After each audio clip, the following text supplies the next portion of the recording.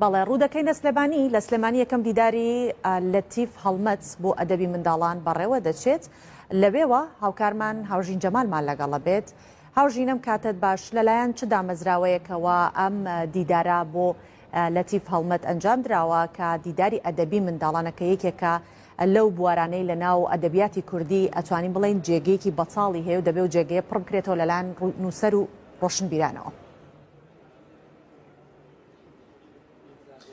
وەڵێ سڵاوتان لێبێت لەژێر دروشمی دەنووسم لەسەر گوڵی جوان خۆشم دەوێت نیشتیمان دامەزراوەی کەریمی عەلەکە بە هاوکاری ئەنجومەنی ئەدەبی منداڵانی سەر بە بەشی ڕۆشنبیری منداڵانی سلێمانی یەکەمین دیداری لەتیف هەڵمەت بۆ ئەدەبی منداڵان ساز دەکەن کە لە دیدارەکەدا چەند مامۆستایەکی زانکۆ و پسپۆرانی بواری ئەدەبی منداڵان و ئەدەبی کوردی بەگشتی بەشداری دەکەن و چەند پانێلێک بەڕێوە دەچێت. منێسە بۆ قسەوباسی زیاتر لەسەر دیدارەکە و گرنگی دیدارەکە و لە دیدارەکەدا باز لە چی دەکرێت بەڕێز شاخەواسط یەکێک لە ڕێکخەرانی دیدارەکەم لەگەڵ دەبێت. کاک شاخەوانم کاتت باش سوپاس.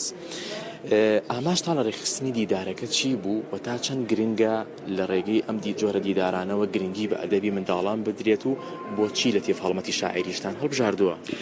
لە ڕاستیایە وازان لە ماوەی ڕابردووە لە شار و شارەتەکانی هەرێمی کوردستان بەتایبەتی شاری سلێمانی کۆمەڵێک چالاکی زۆری ڕۆشنبیری و ئەدەبی و هونەری بەڕێوە چوون، بەڵام ئەوەی لەناو ئەم چالاکیانەیە غیابی هەبوو، مەسەلەی دنیای مناڵ بوو، ئەدەبیاتی مناڵان بوو.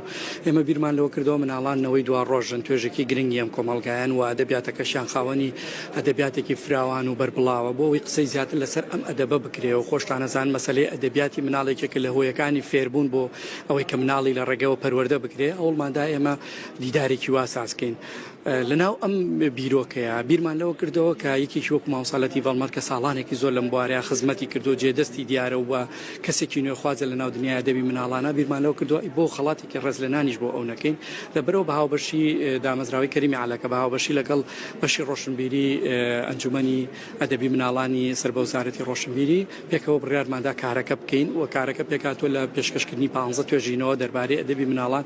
هەندێک لەو توێژینەوەانە لەسەر کارەکانی مامۆستا هەڵمەت و ئەوانی تری بەگشتی لەسەر دنیای مناڵ و ئەدەبیاتی مناڵ. خۆتان نەزان ئەدەبیاتی مناڵان پێکاتوە لە شعر، چیرۆک، شانۆ، ئۆپەرێتوانە لەسەر هەموو ئەم ژانرە گرنگانە ئێمە توێژینەوەمانەیە ئەمڕۆ هەوڵەدەین لێرە باز لەو دنیا گرنگە بکەین و باز لە پێویستی ئەدەبی مناڵان بۆ پەروەردەکردنی مناڵان لە کۆمەڵگایە بکەین و خەڵاتی ڕێزلێنانی ژین بۆ مامۆستا هەڵمەت و ڕێزیلێنی.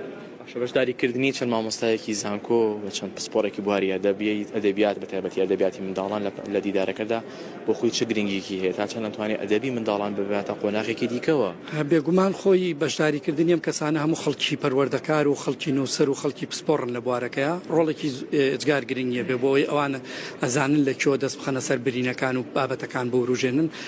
ئێمە بە هیواین ئەم بابەتە زیاتر بەربڵاو بێ قسەی لەسەر بکرێت و لە داهاتوە وا بکەین کە ئەدەبی مناڵانیش هەنگاوێکی کە لە کۆمەڵگای کوردیا بەرینە پێشەوە. دەست بەشکاک شاخەوان زۆر سوپاس.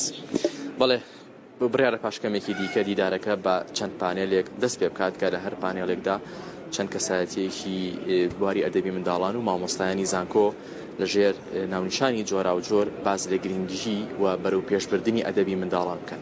بەڵێ سپاس بۆ هاوکارمان هاوژین جەمال لە سلێمانیەوە لەگەڵمان بوویت.